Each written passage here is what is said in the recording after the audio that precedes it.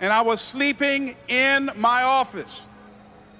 It was hard when just over 3 years ago, in the Penobscot building in Detroit, Michigan, where I was operating my business, and I fell on some hard times. It was hard coming into the lobby, and the security said, "Excuse me, Mr. Brown, can we see you for a moment?" And I said, "Yes," and I walked up to the counter, and he gave me an envelope. And he said, "Would you mind reading it here?" And I opened the envelope, and the envelope was from management that said, "This is an office tower. It's not a hotel. Please do not sleep in your office." And I said, "Excuse me, sir." I said, "I just work long hours in creating my business. I'm an entrepreneur. And right now, things are bad for me. But they're not going to be this way always. I'm not trying to make this my home." And it was hard coming through the lobby. And sometimes they would laugh. There's a guy talking about becoming successful. And look at him. He's bathing in the bathroom upstairs on the 21st floor. He sleeps on the floor. Him and 2 other dreamers up there. Look at him. It was hard, ladies and gentlemen, coming to speak to people. And I was facing financial difficulties in my own life. I was behind on my bills and my dreams, and I'm saying to them, you can live your dream. It was hard, ladies and gentlemen. It was very difficult to pick myself up each day believing that I could do it. There were times that I doubted myself. I said, "God, why is this happening to me? I'm just trying to take care of my children and my mother. I'm not trying to steal or rob from anybody. Why did this have to happen to me?" It was rough when I lost my job, and I could not find a job. It was humiliating and embarrassing, borrowing money, and then I couldn't pay the money back when I told them I would. That's rough. How people look at you, how they respond to you. It's very hard. Here's what I discovered that happens to you in life, that you will go through things, and while you're going through them, you can't understand why it's happening to you. But after you go through it, you get back and you look at it and you say, "Oh, now I understand why I needed that lesson." Then I saw that that was preparing me for bigger and better things. See, most people want it easy. See, easy come, easy what? Easy go. Learning those things that you don't like to do. But you know that in order for you to get where you want to go, this is one of the hoops that you have to flip through. And I'm saying to you, whatever you got to do it, because if you don't, life is going to whoop you until you surrender. How do you hang in there during the hard, difficult times? Les, you must have faith. You've got to believe in yourself. You've got to believe in your abilities. You've got to believe in your service, your company, your ideas. Unquestionably, you got to have faith, and that faith gives you patience. That it's not going to happen as quickly as you want it to happen. A lot of things are going to happen that will catch you off guard. And so therefore you've got to deal with and handle it as it comes. And not only that, but that faith and patience drives you into action. You've got to keep moving by continuing to push forward, by continuing to run toward my dream that one day I would have my own talk show. It's a long shot, ladies and gentlemen, from Liberty City, an abandoned building on a floor, never knowing my mother or father. It's a long shot. Being here with you today in this dome in Atlanta, it's a long shot. My mother used to say, birds of a feather flock together. If you run around with losers, you will end up a loser. It's necessary that you get the losers out of your life if you want to live your dream. Ask yourself the question, the people in my life right now, are they contributing to my growth and development? Are they making me a better person? Is it making me stretch mentally and emotionally and spiritually? Is it getting the best out of me? See, this is the only life you've got. That you get the energy drainers out of your life, people who don't want anything, people who are not striving, people who are not challenging themselves, people who aren't growing, people who have stopped dreaming.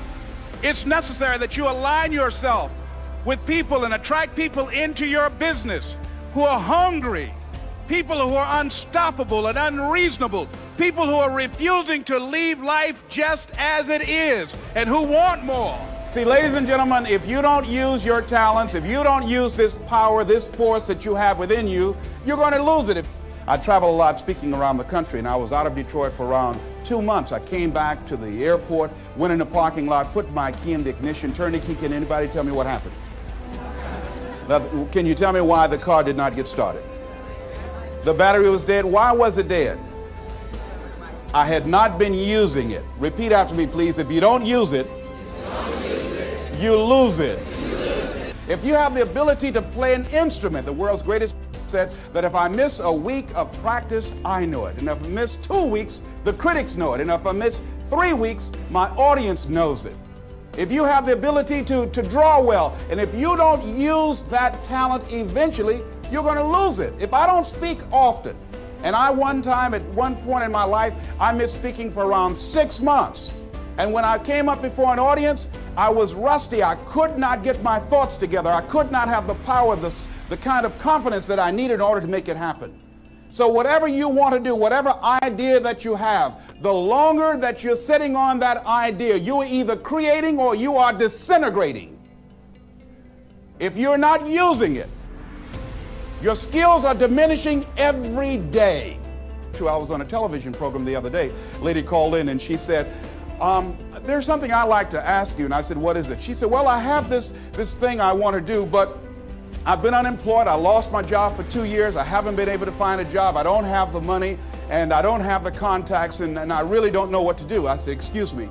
I said, the fact that you don't have the money or the contacts really is not the issue. I said, what's the real issue? She said, what do you mean? I said, what's stopping you from doing what you want to do? She said, well, I don't know. I said, but if you did know, what would your answer be?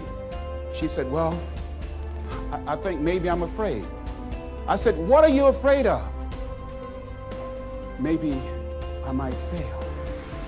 See, a lot of people allow fear to stop them from living their dream.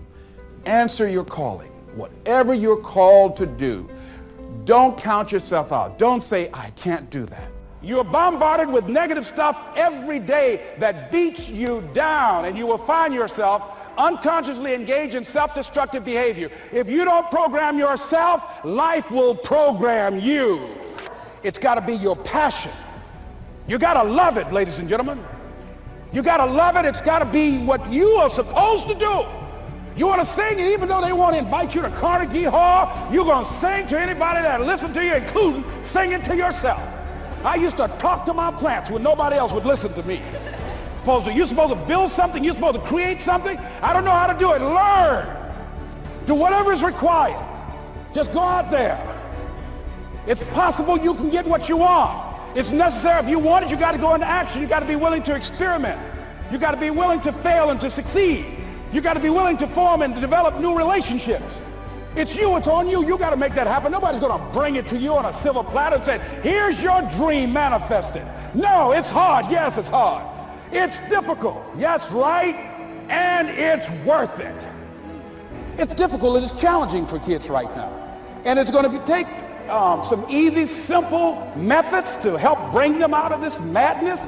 Let's look at where we want to go. What is it that we want to produce? What is it that we want to create for our young people? What kind of world are they going to be in? And as we think about that, as we begin to use our collective will and genius and resources, it's possible that we can create an educational system that not only will test their minds with information and facts and figures, but will teach them how to think and be creative and what does it mean to be a human being and to value human life and how do you make relationships work? How do you bounce back from adversity? It's possible that we can give them a curriculum that will give their lives a sense of purpose and direction and meaning and teach them how to begin to know and operate on a higher level of being where they become assets to our society rather than liabilities. What if we leave here with that kind of consciousness that it's possible, as opposed to saying we have to write this generation off, that it's possible that we were born for such a time as this and that, that maybe someone here has the idea or the method or some plan of action or an approach that can resolve many of the problems that we're facing with young people today. Whatever we have to do to save our children, it's worth it. So that brings me to the final step. that it's necessary for us to begin to look at the future and know that it's possible that we can have our dream. Yes, it is. Other people have done it, then we can do it. We fail a lot of times. Well, a lot of other folks failed, and eventually they came back and they succeeded. So it's possible we can have what we want. And we know that we want to get it. It's necessary that we align ourselves with people that think like we do. It's necessary we get negative, do-nothing people out of our lives. It's necessary we never stop learning and growing and developing ourselves. It's necessary that we never give up. We know that it's you, it's me. It's being responsible for our stuff and deciding that we're going to keep on keeping on, and that we're going to find a way to win or find a way to make it happen. And we know it's hard. It's not going to be a picnic. And we've all had experiences where we were working on something, and we knew it was possible. And we did those things that were necessary to bring it into reality.